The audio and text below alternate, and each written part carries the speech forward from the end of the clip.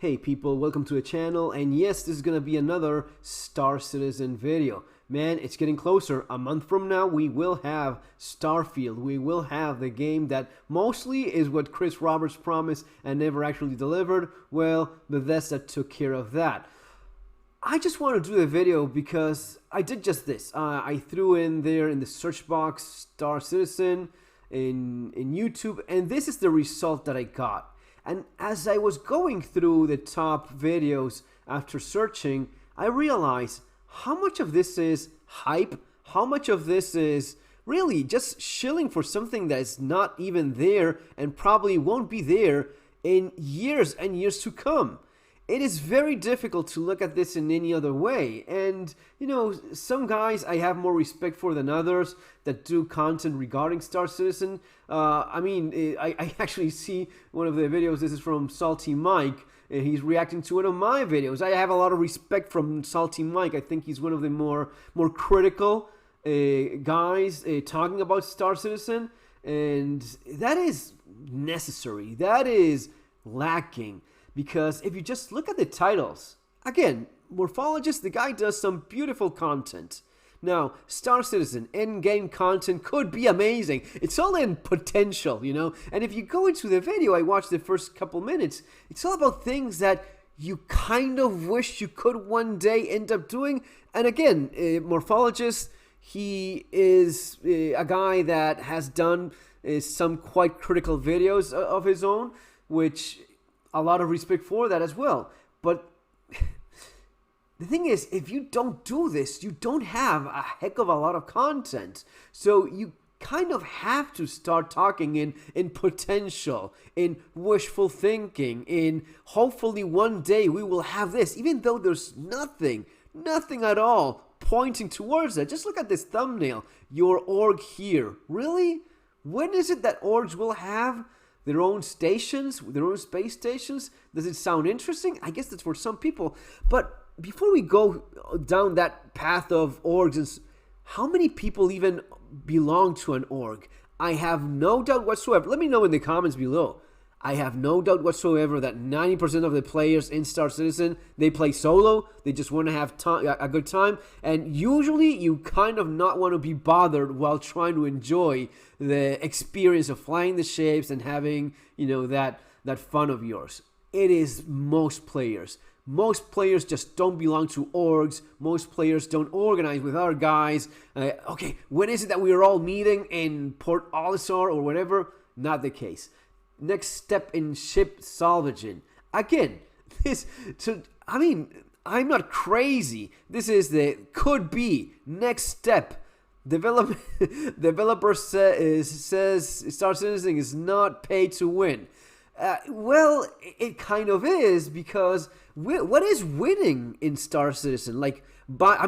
Let's be completely honest. Let's be completely transparent. There's no story. There's no progressing. There's no keeping anything that you ever achieve. It's actually wipes are happening more often than before. Oh, but back in the old days, you know, you go into that prospector, that old Western prospector, old-timey prospector. Back in my day, when we had to mine with. Yeah, well, you know what? Yeah, back in the day, nothing existed. There was no game whatsoever. And I'm sure that in 2010, Star Citizen was pretty bad, okay? Yeah, time does go by. Money has been given to the company. And this is what you have now. So this is the only thing we can criticize it based on how much money they've had, how much time, and their results based on that, especially when you compare it to other game developers. So the idea of it's not pay to win, well, kind of it is, because if the only thing you can actually do, and something that is very interesting, it's still an alpha. Well, according to their legal team, the game has already been released. You already have Star Citizen. That's basically what you have. That's what the legal team, the Star Citizen legal team says. And this is yet another video. Star Citizen is considered a released game legally. That when they're getting sued, as they are, they say, well, we already delivered. This is Star Citizen. Okay, if legally this is what you have as a game, then legally speaking, the only goal is making money to buy nicer, bigger ships. Would you agree with me or not? Let me know in the comments. Oh, I just love doing this. And by the way, replying to Salty Mike, again, I have a lot of respect for the guy, but yeah, the Prospector is dead in terms of it used to be a ship that you could take out there and make decent money and have fun. That's no longer the case. And I understand that for some people, dead is maybe a strong word, but maybe for those same people, playing Star Citizen is just standing on the surface of a planet, looking at the horizon and appreciating the view. For some people, they will try to argue that's gameplay, that's fun.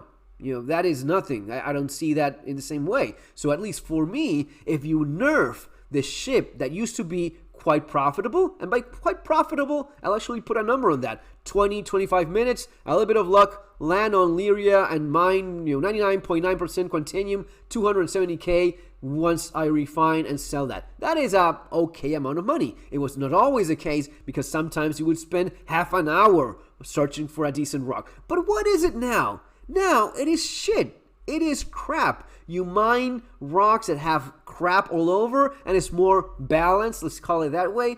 But honestly, how much money do you make on each of those runs? 30, 50k, 100k? Let me know, because I know the number is nowhere near as good as it used to be. You're not making half as much money. You're probably not even making a third of the money you used to make with the Prospector. But making things even worse, it used to be that you could multiplay with your Prospector because you two guys could go on a rock at the same time. And I actually did that a couple of times and it was fun when I did it. You could mine together. But now the idea is, as I explained in the video, forcing you to buy another ship, buy more crap. Same story as always. And there you have it, yet in more titles. Star Citizen 3.20, new features, ship early previews, Spirit A1, Hull C. Why would you even have a Hull C? Do you enjoy pain and suffering? That's the only explanation I could find. Yeah, lately Super Mac Brother, I don't even know what he's up to, man. He had one of the worst clickbaity titles about something that was not even there. Yeah, I can't do that anymore. Space Tomato, I actually watched a little bit of this one. Yeah, there you go. See? I do hope we see the name come back and whatever. We hope we see. The original spawn location will be for newcomers from Star Citizen in the future. But for now, we'll just have to wait and see what layout in Port Olisar. Yeah, Port Olisar. How great was that? Remove the only station that was a little bit more original, a little bit more fun, a little bit more entertaining, right? A little bit faster for you. And sure, if you die, you could respawn in Grim Hex or whatnot. But it was a little bit different. No, now they remove it. And you know what? Instead of having the basic decency of saying, we'll try to make it a little bit more entertaining, a little bit different from everything else. No, they just do this copy-paste crap, the same station as all the others. It is pretty frustrating. But this video are less likely given the release view of the update. In this early preview of Alpha 3.20, I've got all the tea for you. Everything expected in the next update, and a couple things we might see added in between now. Mixed arms shooter, better score tracking, more maps, the ability to spawn. Who the fuck plays Arena Commander? I mean, who gives a damn about any of this? Arena Commander, really? That's the great news that we have? That is the thing we were supposed to be excited about? Like always. Okay. And some of these new Arena Commander game modes will include master modes as well. This is the new flight model that has been running in Squadron 42 since last year. This flight model is meant to separate navigation mode. Squadron 42. Didn't some insider, someone working in the company that got drunk say that they had pretty much nothing and they were 5 years? If you're 5 years away, you have nothing. And when you say 5 years away, you're probably talking about 8 years away, especially when that's coming from CIG. And you know I'm right. You know I'm right. From combat mode through the use of a speed not interested. Travel speed that's about 1/10 the speed of quantum travel. travel. Great. We can finally move like normal people. On a mid-distance level for points of interest, look at that point and different component combinations. Ultimately, this is a bit of an arcadey change with some immersive elements mixed in. It will likely be in limited test. Guys, I'm not trying to be negative at all. It's salt farming. No, even the idea is salty. Oh, you're salty, dude. It's a game. All of these things, they're all games. It's all about a matter of fun. Anyone that thinks in terms of saltiness regarding a video game, I mean, what are you, children or grown men that actually behave like children? It's supposed to be fun. Any game you play is supposed to be fun. And what I'm doing here in terms of being critical is simply understanding that some companies just don't do the job as well as others. Starfield will actually deliver where Star Citizen has done nothing. And honestly, the only thing that I am pretty pissed about is the idea of having supported a company like I've never done before. In case of CIG and Star Citizen, and not even expecting a fully released game, just expecting some reasonable new content each year, and that was just too much to ask. Having some new content, like No Man's Sky does, like Bethesda does, even now with Skyrim, a game that is even till this day, my kids are still playing Skyrim when they don't want to play Star Citizen. And I understand absolutely why that is. They don't have the fascination with spaceships that I have. But all of that will quickly be fixed by Starfield, a game that actually delivers on all of these things.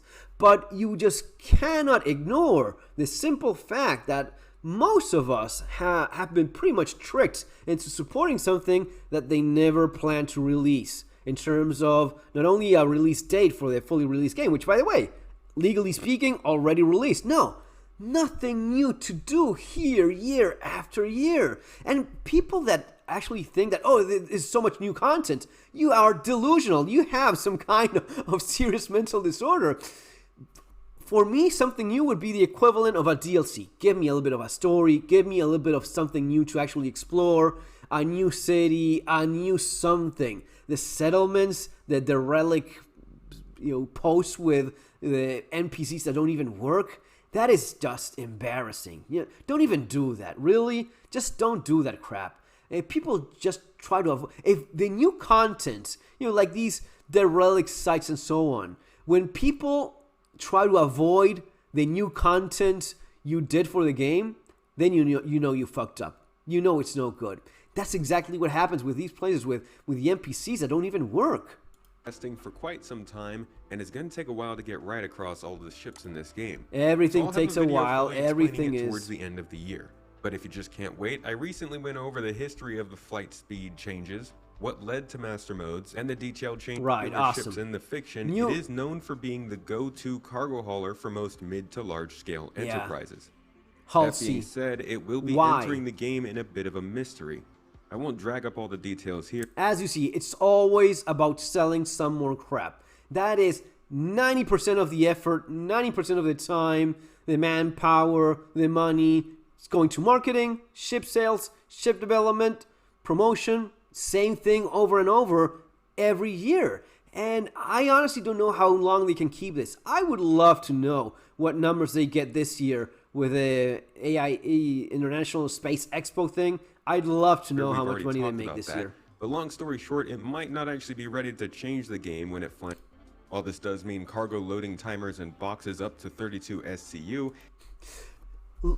Timers for loading. It's not enough with the elevators. It's not enough with the trains, the shuttles. It's not enough with the claim times. You now have to wait more time to fill up a ship.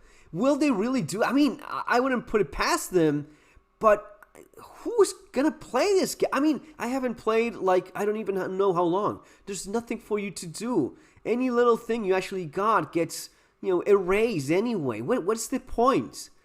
And I would love to have something positive to say. I would like nothing more than to say, you know what? They actually did a patch now. It's this awesome content. You actually have a lot more gameplay. And you know what? They're actually getting their shit together, and you're not losing everything with every single patch. But of course, that will never happen because that's how their model works. Their business model works on making sure you don't keep anything, making sure you're pushed towards buying stuff. And that is the only end game, which is paying for buying ships and not losing them. It specifies the Hull C and LEO stations, so this could be rather limited in the first patch. If so, most players won't notice any difference in the cargo hauling of 3.20. But it is nice to know more diverse cargo containers are coming to the game. It's beautiful. Over time, That this will makes expand to include actual physical crew needed to be hired for the process. Yeah. Good luck with that. Good luck with waiting until you actually have a crew moving around boxes. Can you imagine? No, they won't do any of that. You know what they will do? A fucking timer. A fucking clock. 30 minutes until your Hull C is full. Okay. That's what they'll do. Forget about having a crew, an NPC crew, yeah. This is a big part of the logistical Wrong gameplay game. of hardcore cargo hauling that will make you decide Wrong between game. money You want and an time to get the NPC job crew? done. Play And the transition Starfield. will continue from these timers coming in 3.20, which are only following the physicalization of cargo in 3.18. What we don't know is when we will move beyond timers and see proper missions, supply and demand. It's embarrassing. See that right now is the hype will always fade as time goes on. I do hope we see the name come back, and whatever the series will greatly expand our core. Oh, wait a minute. New addition. Takes less custom work. A new ship. So for now, it's not very useful. 10 size 5 bombs meant for more precise attacks than its bigger brother. But like its bigger brother, there aren't actually any meaningful things to bomb outside of other players. So for now, it's not... Exactly. They're selling you a ship, and there's nothing for you to do with it.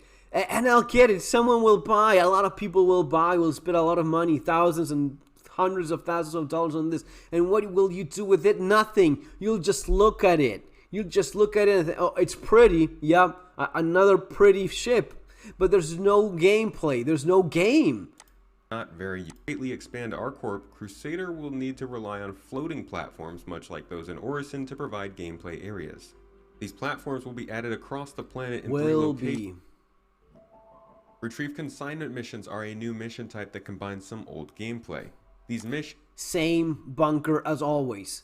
You're telling me they cannot put together a new room, a new bunker, something different? In all of these years, we have to wait so long and this same damn bunker every single time? Is it really that demanding? Is this me being salty for pointing out the obvious that after so many years, you're still playing the same stupid bunker and you have to do it 100 times, 200 times to upgrade to the next level where you make more money? Crusader floating platforms, though, have been reserved for a sub... actually not yet on the roadmap release view. So we aren't sure yet if they will be in... And while they weren't included in the major mining update of 3.19 this year, I did expect to find that will explain the crashes and the lives of those who took part in them. 3.20 a much bigger patch for most players. And the inclusion of the Hull C without these changes is a... Am I crazy? Let me know in the comments there. Am I insane for thinking that they're fucking with us when they're telling that the new content is a new ship that they'll sell for real money? That's the new content they have in this thing. The new content is a Hull C. The new content is the Spirit A1 for which there's not even a purpose. The new content is a Hull C that you'll have to just wait for, watching your clock. Wait a little longer until they load the cargo, because this is a space sim. It's not one of those silly games that you play and enjoy and have fun and keep your stuff and play for decades. No, this is a sim. Okay, man. Anyway, it is what it is. Unfortunately, this is the state of Star Citizen, and unfortunately, it's not getting better. It's actually getting worse. Since couple years that I've been playing, what is it, like 3 years now? Anyway, it feels at the very least like 3 or 4 years, because everything is so damn slow and, snail pace. But there's just not enough here to keep you engaged. And making your own gameplay by joining an org and hope and wishing that one day they will make a station. What is it exactly that you will do with your org? You fight against other orgs over what? Money? Space? What is it that you have to create your own gameplay? Yeah, because that's what pros do. All right. Okie dokie. That's it. Folks, that's going to be all for now. It is what it is. See you on the next video. Take care.